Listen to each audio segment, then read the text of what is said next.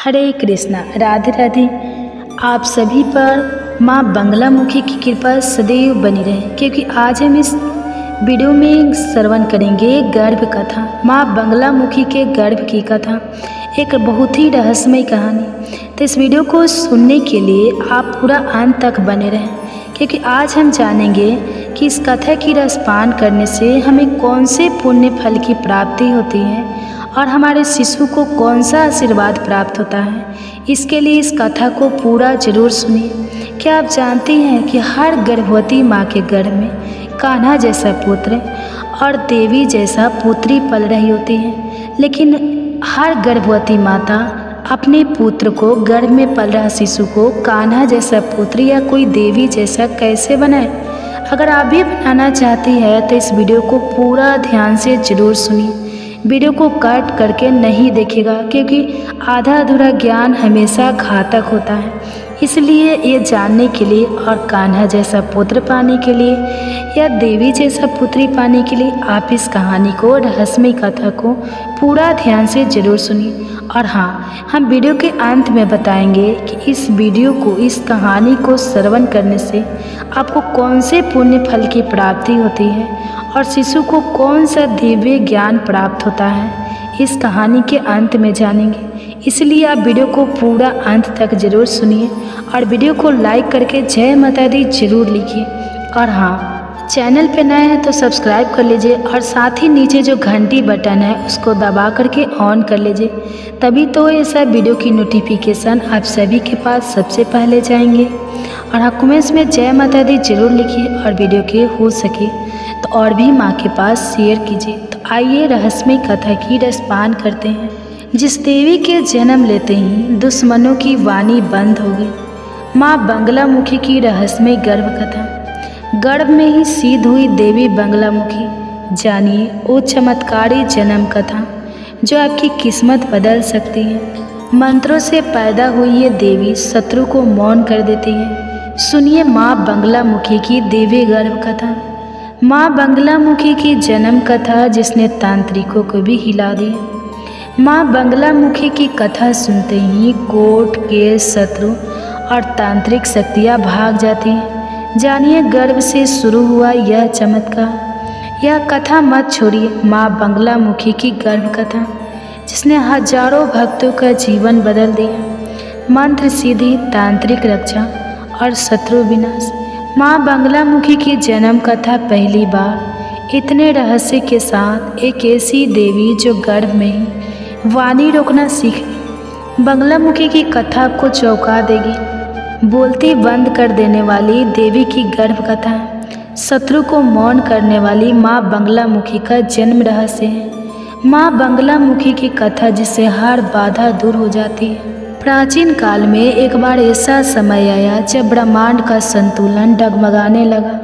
यज्ञ रुक गए, ऋषियों का तप भंग होने लगा, धर्म की ध्वजा झुकने लगी। अत्याचारी राजा, मायावी राक्षस और तांत्रिक शक्तियाँ अपने चरम पर थी। इसी समय ब्रह्मा जी को चिंता ने घेर लिया। उन्होंने दृष्टि से देवगणों को बुलाया और कहा, अब समय है कि एक ऐसी शक्ति का अवतरण हो जो इन पापियों का नाश करे, जो वाणी से शत्रु को स्तंभित कर सके।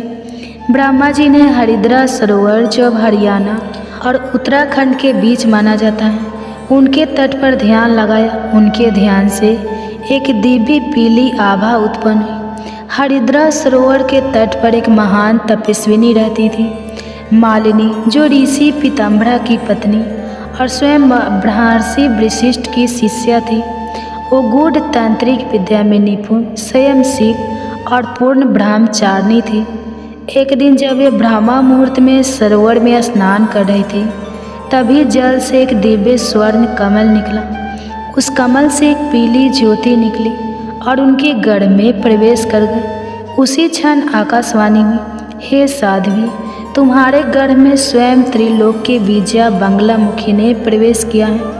यह कन्या नहीं, शक्ति स्वरूपा है, जो शत्रुओं की जीवा को स्तंभित करेगी और धर्म की रक्षा करेगी।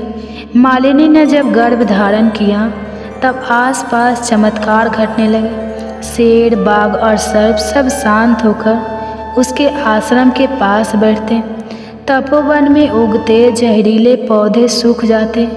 गर्भस्थ कन्या के कारण ही मंत्र साधना करने वाले ऋषियों को स्वयं मंत्र सिद्ध हो जाते। ऋषियों की देवी के गर्भस्थ होने का आभास हुआ। दूर दूर से तपस्वी आए और उस तपस्विनी मालिनी को नमन किया। जब अमावस्या की रात आई, पूर्ण अंधकार, वायु में वेग, दिशाओं में अशांति, तब उस घड़ी माँ ने जन्म लिया। जैसे ही माँ बंगलामुखी का जन्म हुआ, दिशा दिशा में पीला प्रकाश फैल गया। जल के स्रोतों से पीले कमुदनी फूलों की वर्षा होने लगी।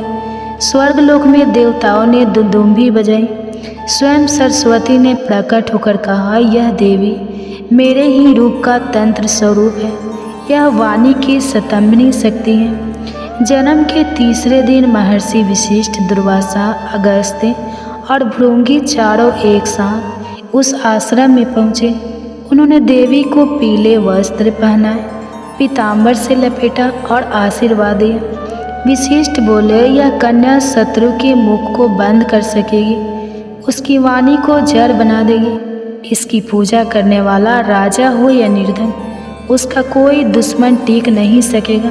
उन्होंने उच्चारित किया, ओम ह्लीं क्लीं बंगलामुखी सर्वदुष्णा वाचमुख्य पदे स्तंभे जीवा किले बुद्धि विनाशे हरिण ओम स्वाहा। तभी से यह बंगलामुखी महामंत्र माना गया।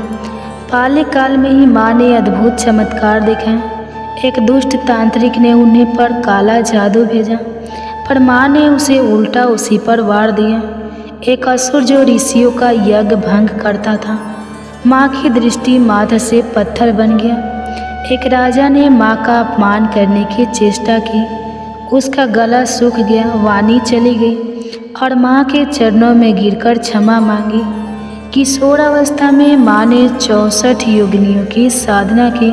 उन्होंने दक्षिणामूर्ति महाकाल और तारा देवी से तंत्र की उच्चतम विद्याएं प्राप्त की। उन्होंने स्तंभन, कीलन, मोह, उच्चाटन और वशीकरण जैसे रहस्यमय सिद्धियों में अपार निपुणता प्राप्त की। जब माँ का कार्य पूर्ण हुआ, तब उन्होंने अपने प्रिय साधक पीताम्बरा ऋषि को बुलाकर कहा, कलयुग में जब शत्रु बढ़ेंगे, जब अन्याय और दुष्टता अपने चरम पर होगी, तब मेरी आराधना करने वाला, चाहे वह स्त्री हो या पुरुष, वह हर संकट से बाहर निकलेगा।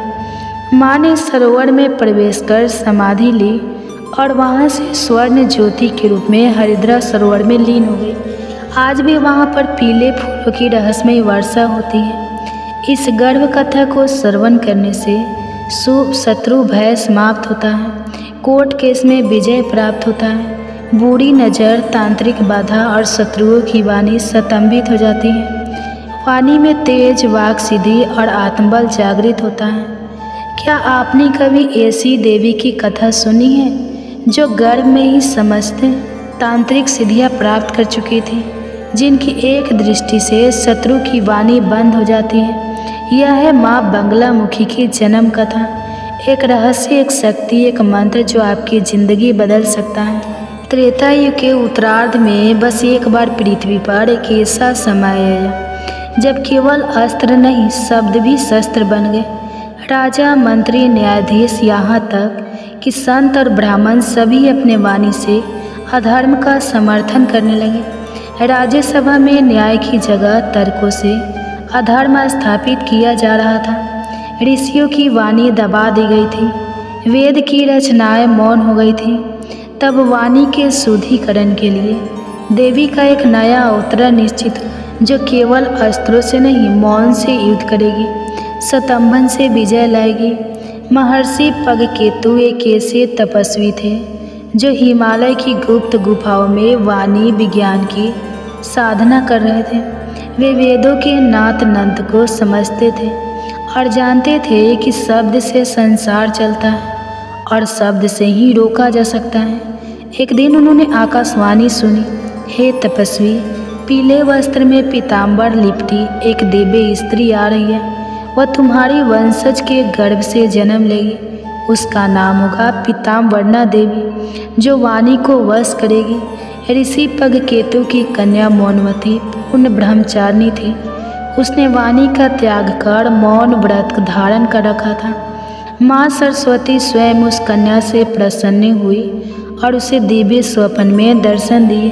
हे साध्वी, मैं तुम्हारे गर्भ से पीतवर्णा के रूप में प्रकट होंगी। मैं वही हूँ जो बंगला मुखी के रूप में अपने शक्ति को तंत्र से प्रकट कर चुकी हूँ।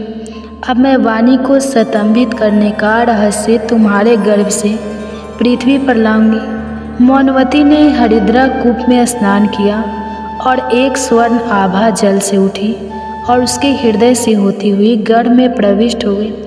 जैसे ही मौनवती गर्भवती हुई, आसपास के आश्रमों में रहने वाले तपस्वियों को अद्भुत अनुभव होने लगा। ब्रह्मचारिणी विद्यार्थियों को मंत्र बिना पढ़े ही सिद्ध होने लगे। रात्रि में वेदों की रचनाएं बिना किसी के बोले स्वयमेव गूंजने लगी। मौन साधकों को दिव्य रूप में एक पीली स्त्री दर्शन देती, जिनकी जीवा से हिरिंग किलिंग की ध्वनि निकलती। आषाढ़ की अमावस्या की मध्य रात्रि थी जब अर्जुन पर्वत के गर्भ से पीला धुआं उठने लगा। मौनवती के प्रसव पीड़ा हुई और उसी क्षण आकाशवाणी हुई। अब वह शक्ति जन्म लेने जा रही है जो वाणी की चाल रोक सकती है, अन्याय के शब्दों को जड़ बना सकती है। जैसे ही देवी ने जन्म लिया, दिशाएं मौन हो गई। अशुभ संकेत देने वाली पक्षी शांत हो गई। एक तांत्रिक जो माँ की परीक्षा लेने आया था, उसकी वाणी स्तंभित हो गई और वह केवल हिरिंग हिरिंग बोलते हुए धराशायी हो गई। माँ पीताम्बरा ने बाल्यकाल में ही सिद्धियाँ प्राप्त की। उन्होंने केवल दृष्टि से एक जल परी को स्तंभित कर दिया जो गांव की कन्याओं को बहका रही थी। एक बार एक मंत्री ने ऋषियों की सभा में अद्भुत बातें कही। माँ ने उसकी वाणी मौन कर दी और इसे जीवन भर केवल सत्य बोलने की शक्ति दी। उन्होंने तंत्र, मंत्र, शब्द विद्या, वाक्य युद्ध और नाद मंत्र की दिव्य शिक्षा प्राप्त की। कई बार शत्रु आक्रमण की तैयारी करते, पर जैसे ही युद्ध आरंभ होता, उनके सेनापति मौन हो जाते, उनके मंत्रियों की बुद्धि उलट जाती। यह सब माँ पीतवर्णा के द्वारा साधित वाक्य स्तंभन का प्रभाव था। उन्होंने कहा था, जो मुझे सच्चे मन से पुकारेगा उसकी जीवा शुद्ध होगी और शत्रु की जीवा जड़ होगी। अंत में माँ ने पग ऋषि पंगश्रिंग गुफा में समाधि ली। उन्होंने कहा, कलयुग में जब शब्द का दुरुपयोग चरम पर होगा, जब सोशल माध्यमों से अधर्म फैलेगा, तब मेरी कथा श्रवण करने वाले, चाहे वो डिजिटल युग का हो या साधक, उनकी वाणी में दिव्य तेज होगा और शत्रु मौन हो जाएंगे। शत्रुओं की वाणी बंद हो जाती है। वाक सीधी, न्याय, विजय, कोर्ट केस में सफलता मिलती है। मंत्र सीधी, तांत्रिक रक्षा, स्टेज फियर इंटरव्यू में सफलता मिलती है। सोशल मीडिया में वाणी का प्रभाव होता है। गर्भ संस्कार की चमत्कारी कहानी। आप अपने गर्भ में पल रहे शिशु को सुनाएंगे। प्रहलाद की कहानी तो आपने सुनी ही होगी। प्रहलाद की कहानी से ही जुड़ी एक और भी बहुत ही प्रेरणादायक कथा, जिसे सुनने मात्र से जिन माताएं की गोद अभी तक नहीं भरी है, अगर कहा जाता है कि अगर इस कथा की रसपान करते हैं तो उनकी गोद जल्दी ही भगवान विष्णु की कृपा से भर जाता है। और जिन माताएं के गर्भ में शिशु पल रहा है, कहा जाता है कि एक कथा की श्रवण करने से गर्भ में पल रहा शिशु तेजस्वी, बुद्धिमान और सद्गुण संपन्न पैदा होते हैं। तो क्यों ना हम सब मिलकर अपने बच्चे की दिव्य मंगल की कामना करने के लिए इस कथा की श्रवण करें। माताएं एवं बहनें, आपसे अनुरोध है, वीडियो शुरू करने से पहले आपसे हाथ जोड़कर विनती है कि प्लीज़ आप हमारे वीडियो को लाइक कीजिए और चैनल पर नए हैं तो चैनल को सब्सक्राइब कर लीजिए और साथ ही बेल आइकन को ऑन कर लीजिए, ताकि ऐसे ही वीडियो के नोटिफिकेशन आप सभी के पास सबसे पहले पहुंचे। इतनी वैदिक शास्त्रों से कहानियां लेकर आते हैं, क्या आपको अच्छा नहीं लगता? कभी हमारे चैनल को सब्सक्राइब करना भूल जाते हैं तो कभी आप वीडियो को लाइक करना भूल जाते हैं। तो प्लीज़ आपसे विनती है कि वीडियो में आगे बढ़ने से पहले आप हमारे वीडियो को लाइक कीजिए, चैनल को सब्सक्राइब कीजिए और हो सके तो और भी माताएं के पास शेयर कीजिए। तो चलिए रसपान करते हैं गर्भ संस्कार की चमत्कारी कहानी। जिसे गर्भावस्था में हर माँ को जरूर श्रवण करना चाहिए। इसके लिए माँ एक शांत अवस्था में बैठ जाए जहाँ बहुत ज़्यादा डिस्टर्ब ना हो और कोमलता से अपने दोनों हाथ गर्भ पे रख ले और अपने बच्चे को धीरे से बुलाए, आओ आओ मेरे बच्चे, आज मैं तुम्हें एक ऐसी गर्भ कथा की रसपान करा रही हूँ जिससे सुनने मात्र से तुम तेजस्वी और बुद्धिमान पैदा होंगे। पुरातन काल की बात है, दैत्य गणों के बीच एक प्रतापी असुर राजा रहता था, विरोचन प्रभ। वह बलवान, निडर और ब्रह्मा से वर प्राप्त था, लेकिन उसका मन परमेश्वर से विमुख था।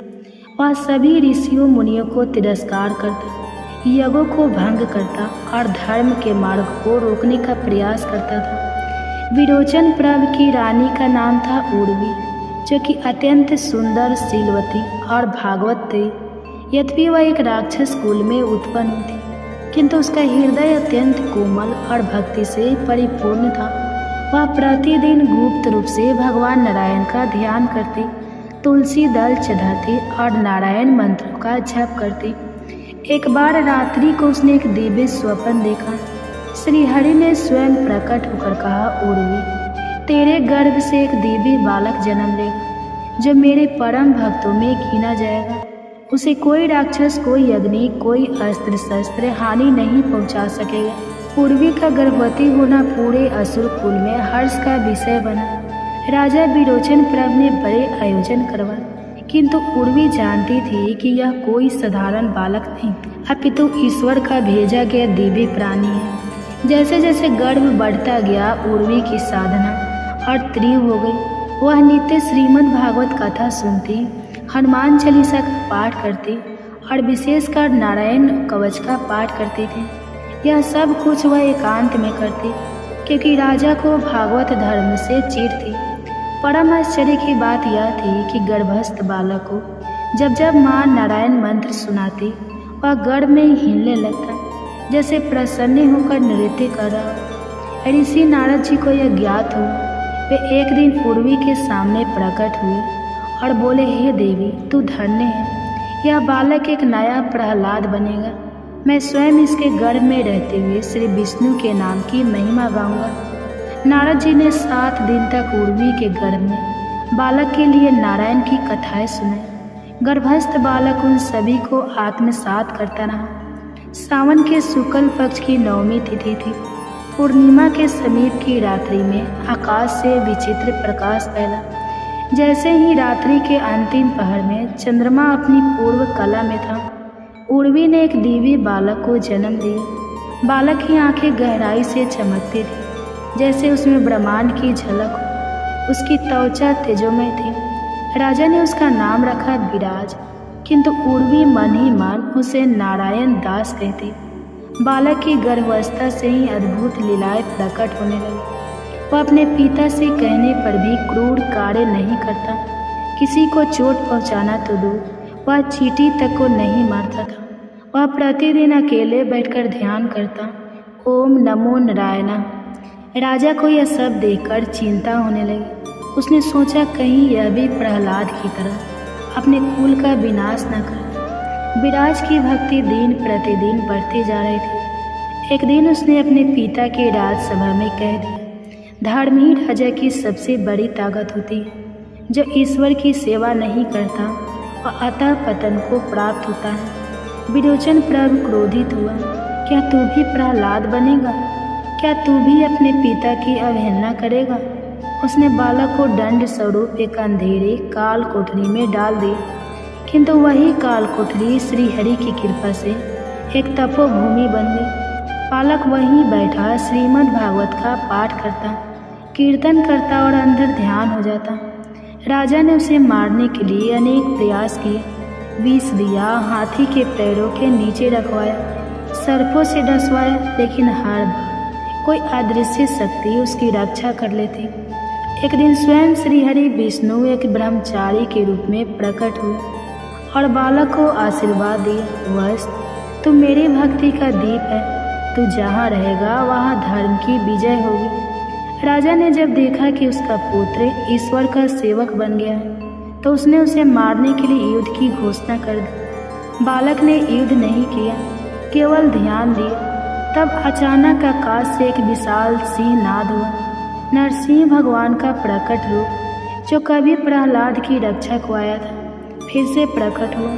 वह रूप अत्यंत उग्र था, परंतु उसके सामने खड़े बालक को देख वह सौम्य हो गई। उसने विरोचन प्रभु को चेताया, त्याग दो अहंकार, यह पुत्र तुझे धर्म का मार्ग दिखाने आया है। विरोचन प्रभु भयभीत होकर चरणों में गिर गया। बालक विराज ने अपने पिता को क्षमा किया और कहा, पिता, जिस दिन आप अपने हृदय में ईश्वर को स्थान देंगे, वही मेरा विजय दिवस होगा। विराज बड़ा होकर सन्यासी बना, अपने राजपाट ठुकराकर पर्वतों में आश्रम बनाया। वहाँ वह भक्ति, धर्म और सेवा का प्रचार करता। उसकी माताजी उर्वी ने अंत समय में उससे कहा, वत्स, तूने मेरे गर्भ को पवित्र किया। मैं धन्य हूँ कि तुझे मुझे तेरे जैसे पुत्र की माता बनने का सौभाग्य मिला। विराज ने कई असुरों को धर्म पथ पर लाया और प्रहलाद की भांति युगों तक स्मरण किया जाने वाला संत बना। इस कथा से हमें यह शिक्षा मिलती है कि ईश्वर का स्मरण यदि गर्भ से ही आरंभ हो जाए तो बालक एक दिव्य आत्मा बनता है और भले ही राक्षसों के कुल में जन्मे, लेकिन उसका अंत धर्म और भक्ति की विजय में होता है। जैसे प्रहलाद ने हिरण्यकश्यप की दृष्टता के भी श्रीहरि की भक्ति को अपनाया, वैसे ही विराज ने राक्षसी कुल में जन्म लेकर भी भक्त का जीवन चुना और संसार को धर्म का मार्ग दिखाया। तो माताओं बहनें, ये थी विराज की कहानी, जिसे गर्भ में पल रहा जो शिशु श्रवण करता है। अगर माताएं शांत मन से इस कथा की रसपान करें तो हमारा आने वाला बच्चा बहुत ही तेजस्वी और दीर्घायु होगा। इसलिए आप अगर चैनल पर नए हैं, अगर अभी तक चैनल को सब्सक्राइब नहीं किया है, तब से विनती है कि चैनल को सब्सक्राइब कर लीजिए और बेल आइकन को ऑन कर लीजिए और वीडियो को लाइक तो ज़रूर ही कीजिएगा और कमेंट्स में राधे राधे लिखना मत भूलिएगा, क्योंकि जब राधे राधे लिखिएगा तभी हमारे बच्चे को आशीर्वाद प्राप्त होंगे। तो इसी से मिलता है एक और कथा जिसकी हमें रसपान करते हैं। बहुत प्राचीन समय की बात है, महाभारत के युग के भी पहले हिमगिरी के पश्चिम में एक विशाल असुर राज्य था, ताम्रागिरी। उस पर शासन करता था दैत्यराज रुधिर, जो क्रूर, अहंकारी और सनातन धर्म का घोर विरोधी था। युगों को रुकवाता, आश्रमों को जलवाता और साधुओं को बंदी बना लेता। परंतु उसकी रानी मृदुला एक बिरली आत्मा थी, शांत, सौम्य और विष्णु की परम भक्त। वह गुप्त रूप से मंत्र, जप, हवन और ध्यान करती थी। मृदुला अपने पति के मार्ग को गलत मानती थी, लेकिन वह उसे विरोध ना कर सकी, क्योंकि रुधिर के राज्य में धर्म की बात करना भी अपराध था। एक दिन मृदुला ने हिमालय की एक गुफा में जाकर 1 महीने का व्रत और ध्यान किया। वहाँ उसे स्वप्न में भगवान विष्णु के दर्शन हुए। उन्होंने कहा, हे देवी, तेरे गर्भ से एक तेजस्वी बालक जन्म लेगा, जो राक्षसी कुल में धर्म की ज्योति फैलाएगा।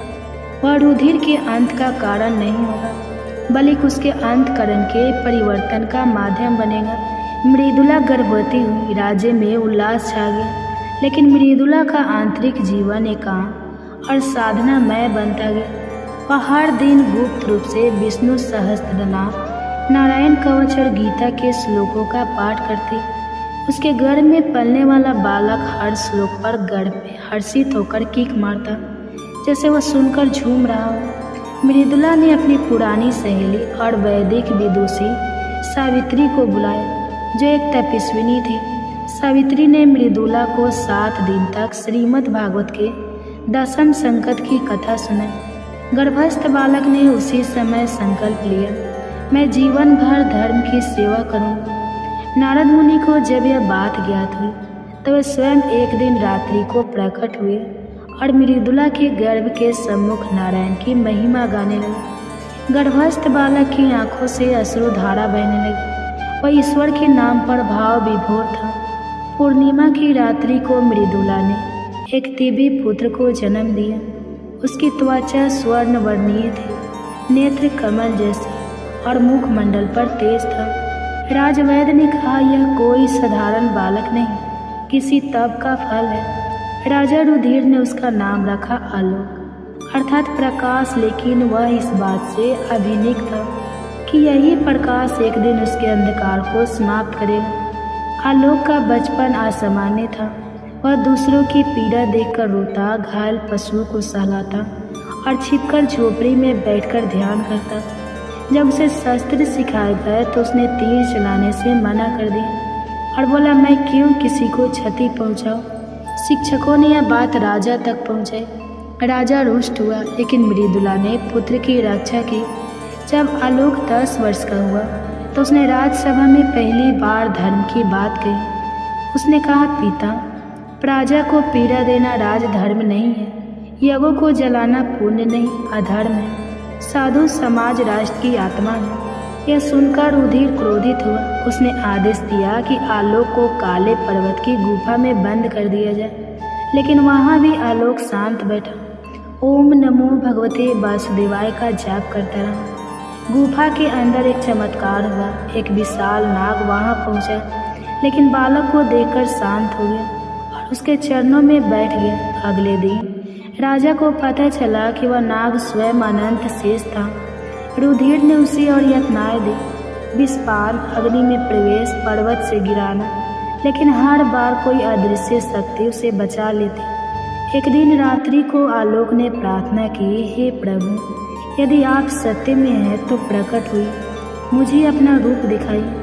तभी आकाश चीरता हुआ एक दिव्य रूप प्रकट हुआ। भगवान नारायण के रूप में उन्होंने कहा, वत्स, तेरा धैर्य, सतभक्ति और संपन्न अतुलनीय है। तुझमें मैं स्वयं विराजमान हूँ। अब समय है कि तू सत्य को स्थापित कर, पर युद्ध नहीं, करुणा से। ईश्वर ने उसे आशीर्वाद दिया और अग्नि में तपाई हुई चूड़ामणि दी। जब तू ये अपने पिता के मस्तक पर रखेगा, उनका हृदय बदल जाएगा। आलोक राजसभा में लौटा। रुधिर ने कहा, क्यों लौटे हो? जीवित। आलोक ने मुस्कुराकर चूड़ामणि रुधिर के मस्तक पर रख दी।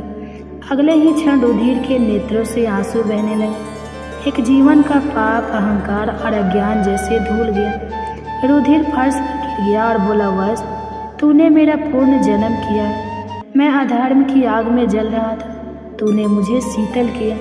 तब रुधिर ने राजपाट त्यागा और हिमालय चला गया। आलोक ने तामगिरी पर धर्म का राज्य स्थापित किया।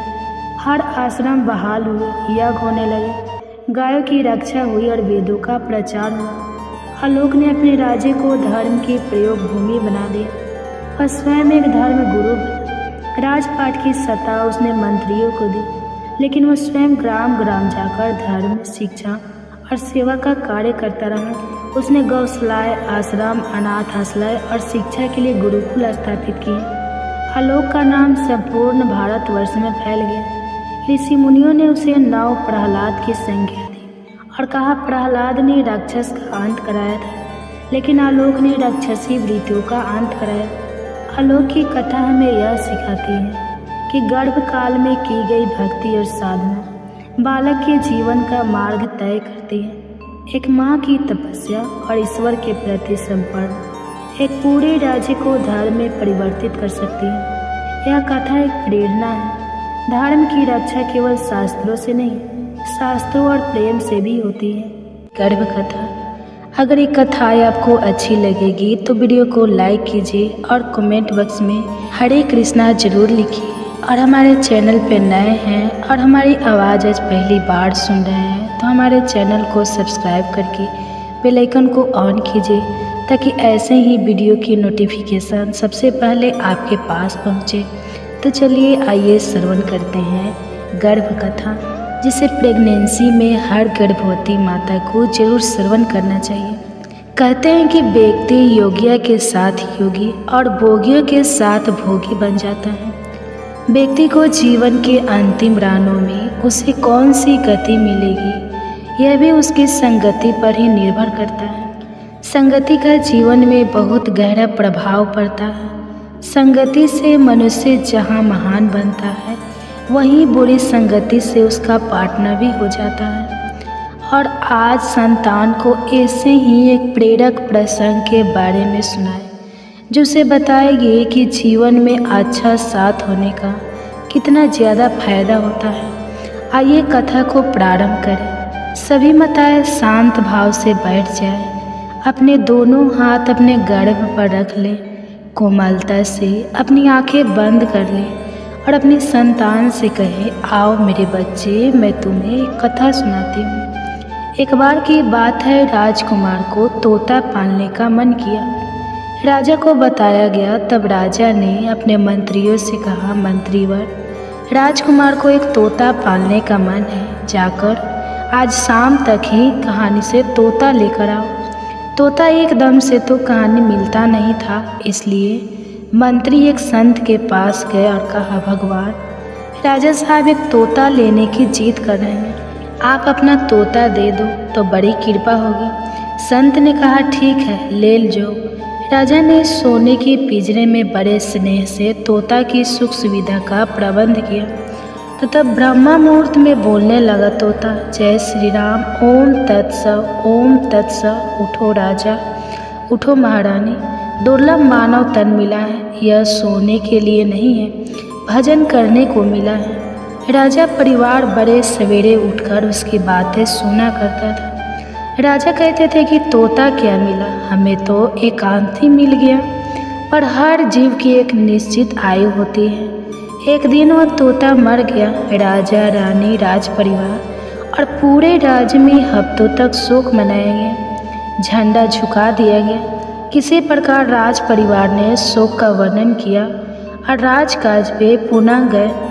राजा साहब ने कहा, मंत्रीवर, खाली पिंजरा सूना लगता है, एक और तोता की व्यवस्था की जाए। मंत्री ने इधर उधर देखा, एक कसाई के यहाँ वैसा ही बहुत तोता पिंजरे में टंगा देखा। मंत्री ने कहा कि राजा साहब चाहते हैं कि यह तोता उन्हें मिले। तब कसाई ने बोला कि ठीक है।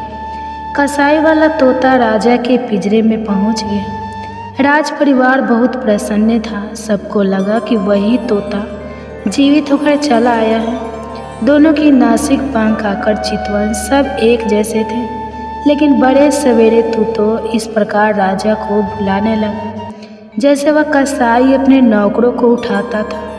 उठ हरामी के बच्चे, पढ़ा हुआ है साला, एक दो चप्पल की लगाऊंगी तभी समझ आएगी, चल उठ जा यहाँ से, मेरे लिए अंडे ला और फिर मुर्गियों को काट। कमीने यही बात को बार बार दोहराने लगा। राजा को इतना क्रोध आया कि उसने तोता को पिंजरे से निकाला और गर्दन मड़मोड़ के केले के बाहर फेंक दिया। मेरे बच्चे वे दोनों तोता सेज भाई थे, पर एक ही गर्दन मरोड़ दी गई तो दूसरे के लिए झंडा झुका दिए गए। भंडारा किया गया, शोक मनाया गया। आखिर भूल हुई तो कहाँ हुई? अंतर था दोनों की संगति का। मेरे बच्चे, हम सभी को यह मानव तन समाज रूप से मिला है। बच्चे, हम सभी को यह तनाव मानव जाति सब समाज रूप से मिला है, पर कोई उसे जीवन में ऐसे काम कर जाते हैं कि उन्हें सदियों तक सब याद रखते हैं।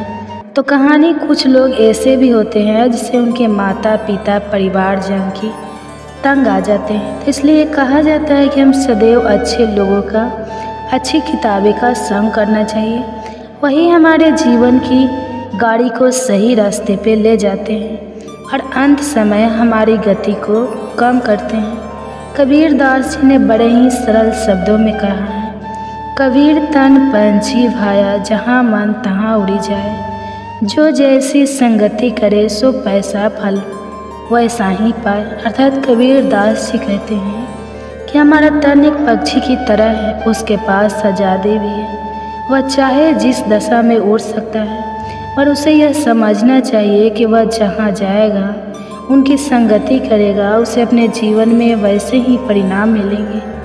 इसलिए हमें ध्यानपूर्वक एक एक काम बढ़ाना चाहिए, अपनी संगति पर सदैव पैनी नज़र रखनी चाहिए। मेरे बच्चे, चलो अब आज के लिए इतना ही। अब तुम कृष्ण की वाणी सुनो। श्री कृष्ण कहते हैं, किसी भी व्यक्ति के अपने जीवन में सफल ना होने के सबसे मुख्य कारण होते हैं खुद पर भरोसा ना होना। जीवन में वही व्यक्ति सफल होता है जिसे खुद पर भरोसा हो। जिस व्यक्ति को खुद पर भरोसा नहीं है वह कभी भी सफल नहीं हो सकता। एक बार दानवीर कर्ण ने भगवान श्री कृष्ण से अपनी व्यथा सुनाई और कहा, कि हे प्रभु, जब मैं पैदा हुआ तब मेरी माँ ने मुझे त्याग दिया, इसमें मेरा क्या अपराध था। द्रोणाचार्य ने मुझे शिक्षा देने के मना कर दिया क्योंकि वह मुझे क्षत्रिय नहीं मानते थे, इसमें भी मेरा क्या अपराध। और द्रौपदी के स्वयंवर में मुझे अपमानित किया गया क्योंकि महाराज परिवार का हिस्सा नहीं हूँ। जवाब में श्री कृष्ण ने कहा, हे कर्ण, जरा ध्यान से सुनो। मेरा जन्म हुआ तब मैं कारागार में था और मैं पैदा होते ही मेरी मृत्यु मेरा प्रतीक्षा कर रही थी। जिस रात मेरा जन्म हुआ था उस रात मुझे मेरे माँ बाप से अलग होना पड़ा, जहाँ पहुँचकर मुझे हर वो एक काम करना पड़ा जो एक गरीब परिवार में करना पड़ता है। गायों का गोबर हाथ से उठाना। जब मैं चल नहीं सकता था तब मुझ पर प्राण घातक हमले किए गए। मुझे मारने की बार बार कोशिश की गई। न मेरे पास बचपन में शिक्षा थी, न ही महल था, न कोई गुरुकुल था, न कोई विशाल सेना थी, लेकिन तब भी मेरे मामा मुझे उनका सबसे बड़ा शत्रु मानते थे। मेरा भी जीवन कई चुनौतियों से गुजरा है। यह बात इतना महत्वपूर्ण नहीं है कि जीवन में कितनी बार अपमानित होना पड़ रहा है, पर यह महत्वपूर्ण है कि आप उस अपमान का जवाब कैसे दे रहे हैं। आपके पास ज्ञान है जिसका आप इस्तेमाल कर पा रहे हैं, और इन सब चुनौतियों को पार करके कैसे आगे बढ़ते हैं, यह सब बात सबसे अधिक महत्वपूर्ण है। जब कुछ किताबों से ही सीखने को नहीं मिलता, कुछ मतलबी लोगों से भी बहुत कुछ सीखने को मिलता है। गलती उसी से होती है जो मेहनत से काम करता है। निकम्मे की ज़िंदगी में तो दूसरे की बुराई खोजने में ख़त्म हो जाती है। इज्जत इंसान की नहीं होती, ज़रूरत की होती है। ज़रूरत ख़त्म तो इज्जत ख़त्म। बोलना सीखिए वरना ज़िंदगी भर सुनना पड़ेगा। उड़ने में बुराई नहीं है, आप भी उतना ही उड़े जहाँ से ज़मीन साफ दिखाई देती है। सिर्फ वो लोग आपकी परवाह करते हैं जो आपको तब भी सुन सकते हैं जब आप चुप होते हैं। चिंता उतनी करिए जितने में काम हो जाए, उतना नहीं कि ज़िंदगी तमाम हो जाए। आप अपने शब्दों को चाहे जितनी भी समझदारी से बोलिए, लेकिन सुनने वाला अपनी योग्यता और अपने मन के विचारों के अनुसार उसका मतलब निकालता है। यकीन करो, जो तुम्हें भूल चुका है वो भी याद करेगा। बस उसके मतलब के दिन आने दो। कहानी ज़िंदगी की यही है कि इसमें मनचाहा किरदार नहीं मिलता। ज़िंदगी तो अपने दम पर ही जाती है। दूसरे को कंधे पर तो सिर्फ जनाजे उठाए जाते हैं। आपकी मुस्कान आपके चेहरे पर भगवान के हस्ताक्षर हैं। उसे अपने आंसुओं से ढूंढ ले या क्रोध से मीटने ना दे। कोई भी व्यक्ति हमारा मित्र या शत्रु बनकर संसार में नहीं आता। हमारा व्यवहार और शब्द ही लोगों को मित्र और शत्रु बनाता है। जो व्यक्ति हर वक्त दुख का रोना रोता है, उसके द्वार पर खड़ा सुख बाहर से ही लौट जाता है। जिसके पास उम्मीद और आस है वह जिंदगी के हर इम्तिहान में पास है। हर कोई अपना नहीं होता, और यही सच है। कितने अजीब है यह जमाने के लोग खिलौना छोड़कर जज्बातों से खेलते हैं। महान दिमाग विचारों की चर्चा करता है, औसत दिमाग घटनाओं की चर्चा करता है, और छोटा दिमाग लोगों की चर्चा करता है। अहंकार ना पालिए, वक्त के समंदर में कई सिकंदर डूब गए। इन 5 जगहों पर हमेशा चुप रहिए। पहला, जहाँ आपके शब्दों की कोई कीमत नहीं। दूसरा, जहाँ बोलने के बाद आपको पछताना ना करना पड़े। तीसरा, अगर आपके बोलने से किसी का दिल दुखता है। चौथा, अगर आप गुस्से में हो, क्योंकि गुस्से में इंसान बिना सोचे समझे कुछ भी बोल देता है। और पांचवा, जहाँ आपकी समझदारी से कोई सुनने वाला ना हो। किसी का कष्ट देखकर अगर तुम्हें भी कष्ट होता है तो समझ लेना तुम्हारी आत्मा में परमात्मा विराजमान है। सिर्फ सुकून ढूंढिए, ज़रूरतें कभी पूरी नहीं होती। ज़िंदगी में सारा झगड़ा ख्वाहिशों का है। ना तो किसी को गम चाहिए और ना ही किसी को कम चाहिए। जिसके इरादे हमेशा साफ होते हैं, कई बार लोग उसके ही खिलाफ होते हैं। जो तुमसे तंग आ जाए उसे छोड़ दो, क्योंकि बोझ बन जाने से याद बनना बेहतर है। झूठ की खरीदारी ज़्यादा दिन तक नहीं टिकती। सच एक ही सही अंत तक साथ देता है। किसी इंसान के आज को देखकर उसके भविष्य का मजाक मत उड़ाओ, क्योंकि समय में इतनी शक्ति है कि वो कोयलों को भी धीरे धीरे हीरे में बदल देता है। समय जब फैसला करता है तो गवाही की जरूरत नहीं होती। इंसान का काम तमाम करने वाला शब्द है कल करूँगा। ना तो अधिक बोलना अच्छा है, ना ही ज़रूरत से ज़्यादा चुप रहना। जैसे बहुत अधिक वर्षा होना भी अच्छा नहीं है, वैसे बहुत अधिक धूप भी अच्छी नहीं होती। विचार कीजिए, जब हमारा जन्म हमारी मर्जी से नहीं होता तो मरण भी हमारी मर्जी से नहीं होता। तो इस जन्म मरण के बीच में होने वाली सारी व्यवस्था हमारी मर्जी से कैसे हो सकती है। ज़िंदगी में हर मौके का फ़ायदा उठाओ, पर किसी के मजबूरी का नहीं। अगर ज़िंदगी मौका देती है तो धोखा भी देती है। आज के ज़माने में सुखी होना तो स्वार्थी बनना पड़ेगा। यह हम नहीं, इस युग की सत्य हकीकत है। जो हमारे जज्बातों की कदर नहीं कर सकते, उनके पीछे पागल होना प्यार नहीं बेवकूफ़ी है। हवाएं अगर मौसम का रुख बदल सकती है तो दुआएं भी मुसीबत का पल जरूर बदल सकती है। जो दिल में है उसे कहने की हिम्मत रखो, जो दूसरे के दिल में है उसे समझने की समझ रखो। रिश्ते कभी नहीं टूटेंगे। अपनी लगन, धैर्य, हिम्मत और सकारात्मक विचारों के सहारे इंसान अनेक विकट परिस्थितियों में भी सफलतापूर्वक बाहर आ सकता है। यह एक निश्चित बात है कि आप काम ख़त्म नहीं कर सकते। अगर आप काम शुरू नहीं करेंगे, किसी भी काम का सबसे कठिन हिस्सा काम को शुरू करना है। कभी हार मत मानो। आज कठिन है, कल बेहतर होगा, लेकिन कल के दिन के बाद सुनहरा होगा। अगर इंसान में कुछ करने की इच्छा हो तो दुनिया में कुछ असंभव नहीं है। जहाँ दूसरों को समझना मुश्किल हो जाए, वहाँ खुद को समझ लेना ही बेहतर है।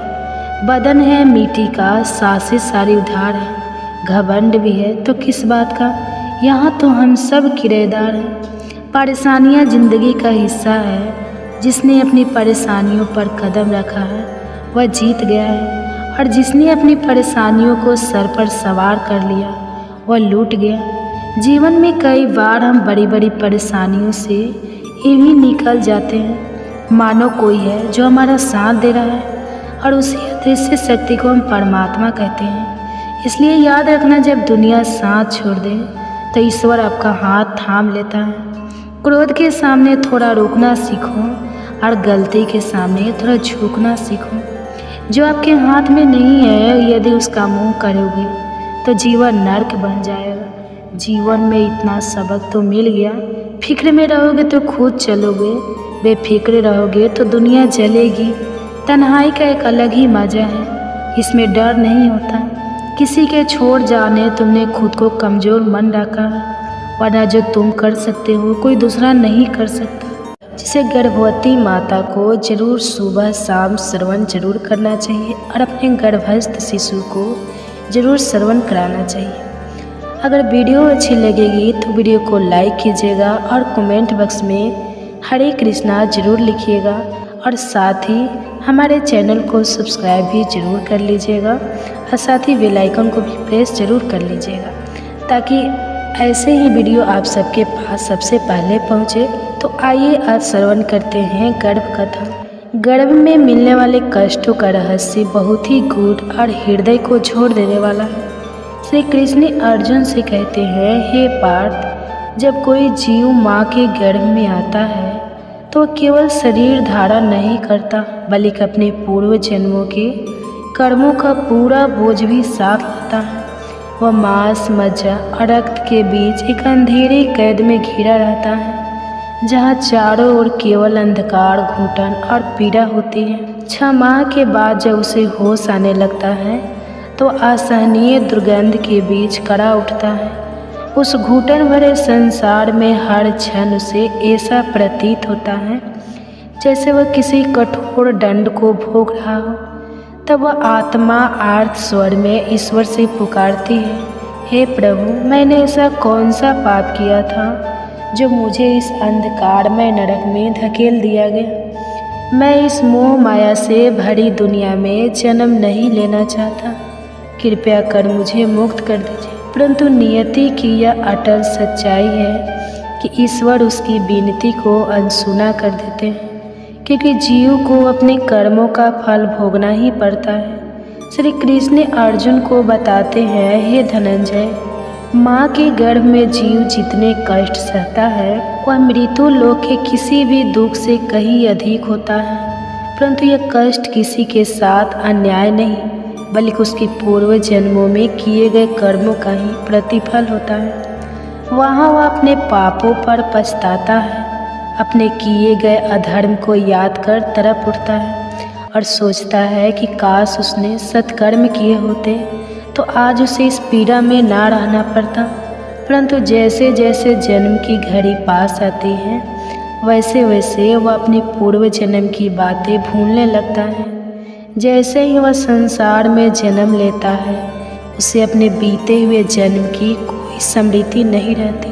वह फिर उसी मोह माया में लिप्त हो जाता है, वही भूले दोहराने लगता है और फिर वही जन्म मरण का चक्र चलता रहता है। भागवत गीता में भगवान श्री कृष्ण कहते हैं, हे अर्जुन, यह चक्र अनंत है। जब तक जीव अपनी आत्मा के परम सत्य को नहीं जान लेता तब तक वह जन्म और मृत्यु के इस चक्र में बंधा रहता है।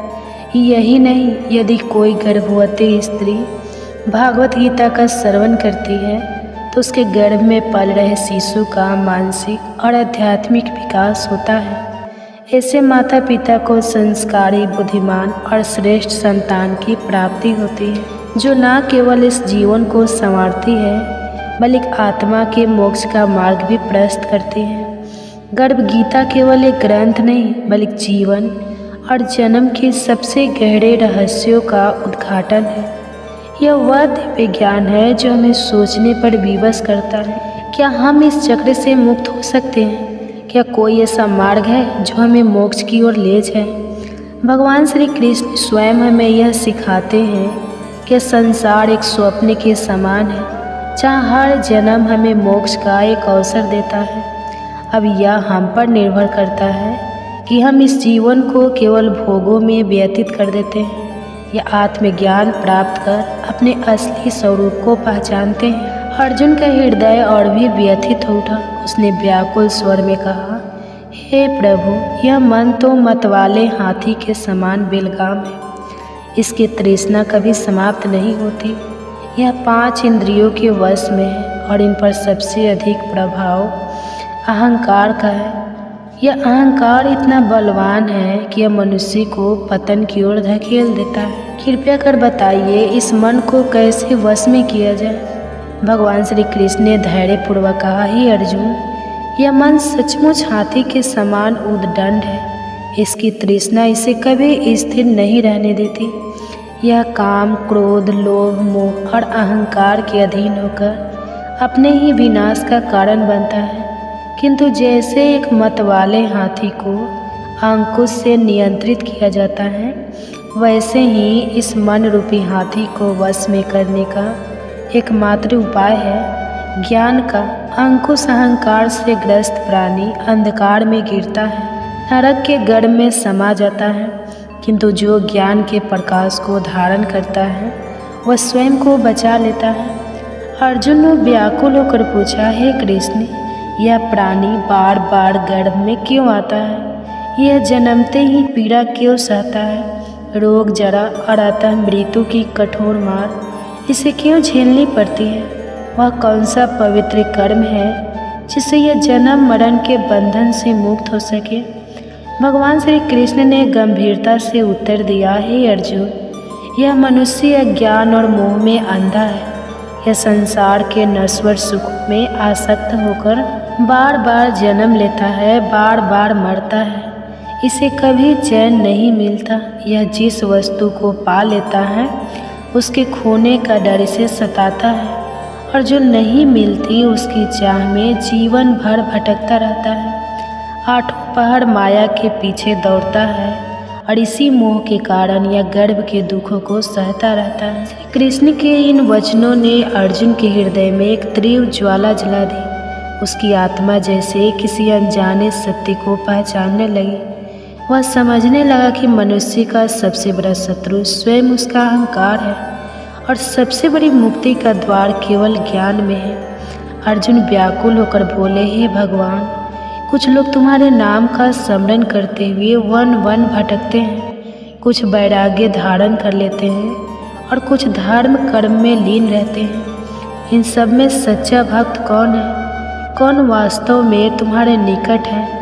और वह वैष्णव कौन है जो तुम्हारे चरणों का वास्तविक अधिकारी है? भगवान श्री कृष्ण मुस्कुराए और बोले, हे अर्जुन, जो मेरे नाम के लिए संसार की मोह माया त्याग कर वन में विचलन करते हैं वे सन्यासी हैं, लेकिन जो अपने सिर पर जटा बांधते हैं, अंग पर भस्म लगाते हैं और फिर भी अहंकार से भरे होते हैं, उनमें मैं नहीं हूँ। अहंकार ही उनके लिए सबसे बड़ी बाधा है, जिसे मेरा दर्शन उनके लिए दुर्लभ हो जाता है। अर्जुन का मन व्याकुल हो उठा। वे आगे बोले, हे प्रभु, कौन सा ऐसा पाप है जिससे किसी की पत्नी की मृत्यु हो जाती है? कौन सा अपराध किसी के पुत्र को छीन लेता है? और वह कौन सा अधर्म है जिससे कोई नपुंसक हो जाता है?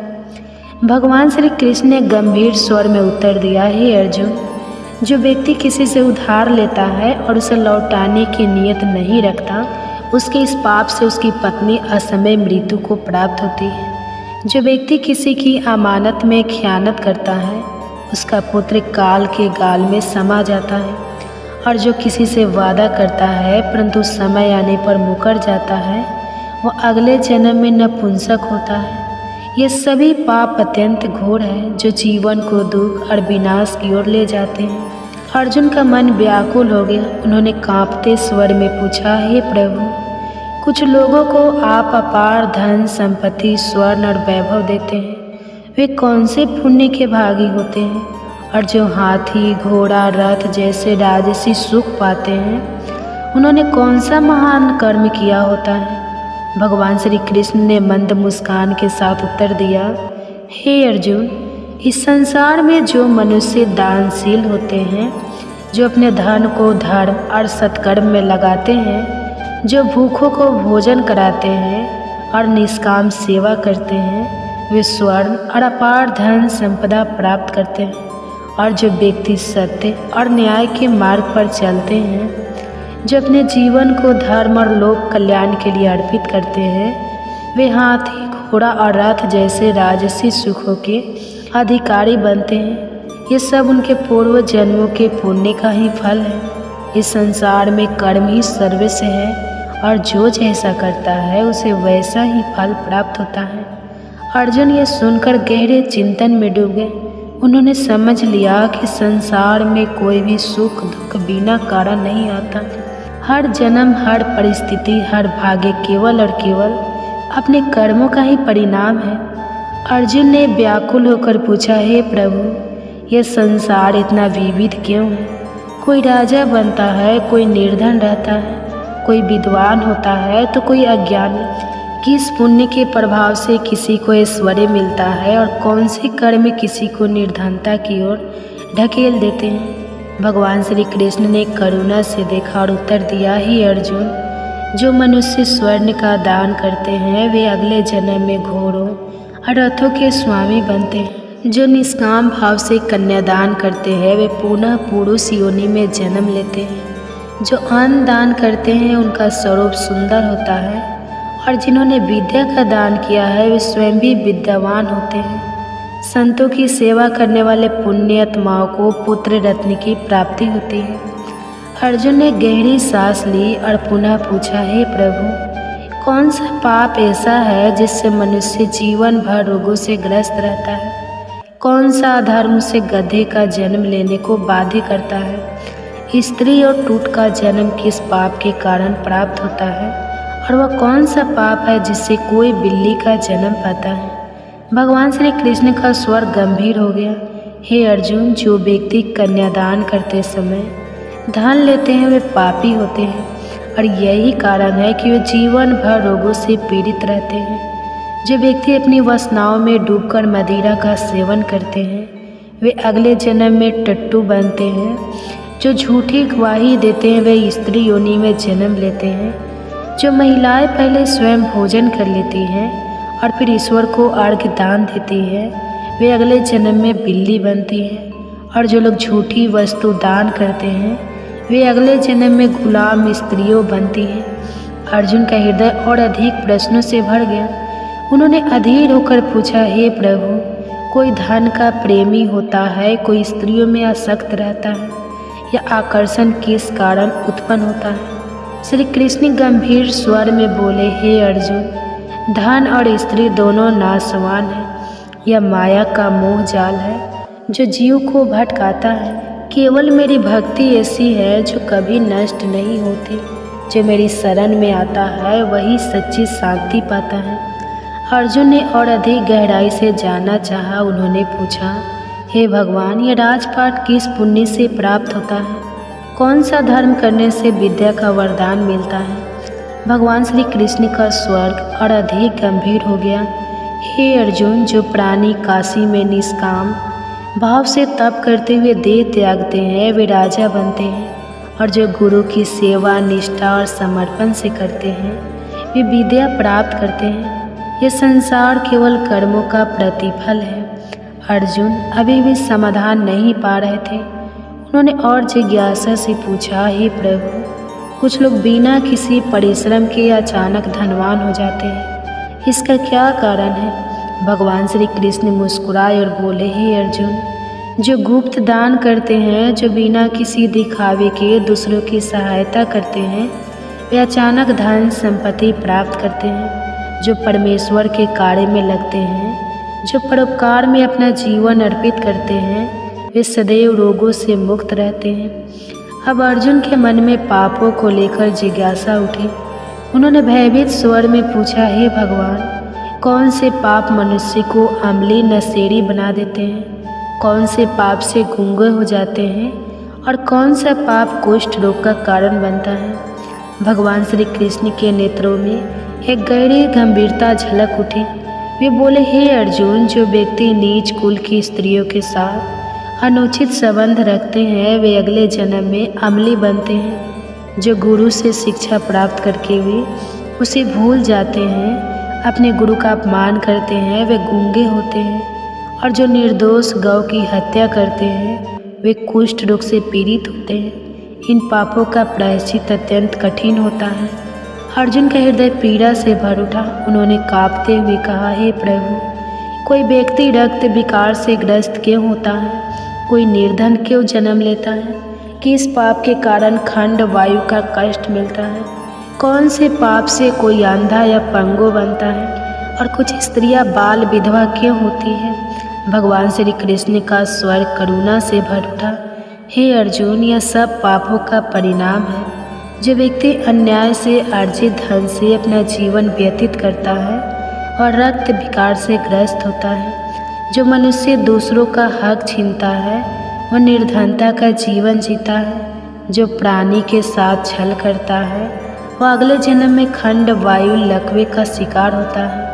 जो अपने माता पिता का अपमान करता है, वे अगले जन्म में अंधे या पंगु जन्म लेते हैं। और जो स्त्रियां छल कपट से अपने पति को कष्ट देती हैं, वे अगले जन्म में बाल विधवा हो जाती हैं। अर्जुन के नेत्रों में अश्रु छलक पड़े। वे समझ गए कि संसार में सुख दुख स्वास्थ्य रोग धन निर्धनता सब कुछ केवल और केवल कर्मों का ही फल है। जो जैसा करता है उसे वैसा ही फल भोगना पड़ता है। अर्जुन ने गहरी श्रद्धा से भगवान श्री कृष्ण के चरणों में प्रणाम किया और अत्यंत भावुक होकर पूछा, हे प्रभु, आप पर ब्रह्मा हैं। आप जानते हैं आपको कोटि कोटि प्रणाम। पहले मैं आपको केवल अपना संबंधी मानता था, परंतु अब मैं आपको संपूर्ण ब्रह्मांड के ईश्वर रूप में देख रहा हूँ। हे परमेश्वर, कृपया कर बताइए, गुरु दीक्षा का क्या महत्व है और सच्चे गुरु का स्वरूप कैसा होता है? भगवान श्री कृष्ण की दृष्टि प्रेम और करुणा से भर उठी। वे मंद मुस्कान के साथ बोले, हे अर्जुन, धन्य हो तुम, धन्य है वो माता पिता जिन्होंने तुम जैसा पुत्र पाया। तुम्हारी जिज्ञासा तुम्हारे उद्धार का संकेत है। हे अर्जुन, इस संसार में गुरु का स्थान सर्वोच्च है। संपूर्ण ब्रह्मांड का गुरु स्वयं जगन्नाथ है। विद्या का गुरु काशी है और चारों वर्णों के लिए सन्यासी गुरु का स्वरूप होता है। सन्यासी वही कहलाता है जिसने सब कुछ त्याग कर केवल मेरे नाम में अपना मन लगाया हो। ब्राह्मण ही जगत गुरु होता है, परंतु सच्चा गुरु वही है जिसने अपनी सभी इंद्रियों को जीत लिया, जिसे संपूर्ण संसार ईश्वरमय प्रतीत होता हो, जो माया मोह से परे और परम तत्व को जानने वाला। हे अर्जुन, जो गुरु के प्रति भक्ति भाव रखता है, जो गुरु के समक्ष बैठकर भोजन करता है, उसका भजन सफल होता है। तो जो गुरु से विमुख होता है वह महान पापी है, उसके लिए सारा संसार व्यर्थ है। जो बिना गुरु के रहता है वह चंडाल के समान होता है। जैसे गंगा जल भी यदि मदिरा के पात्र में रखा जाए तो अपवित्र हो जाता है, वैसे ही बिना गुरु का भजन भी निष्फल होता है। उसका भोजन देवता तक स्वीकार नहीं करते, उसके सारे शुभ कर्म व्यर्थ हो जाते हैं। हे अर्जुन, कुंता, स्वर, गधा और कौवा ये सभी हीन योनियां हैं, परंतु उनसे भी अधिक नीच वह मनुष्य है जो गुरु को नहीं अपनाता। गुरु के बिना कोई भी प्राणी मोक्ष प्राप्त नहीं कर सकता। जो बिना गुरु के रहता है वह निश्चित रूप से नरक में जाता है। गुरु दीक्षा के बिना किए गए सभी कर्म निष्फल हो जाते हैं।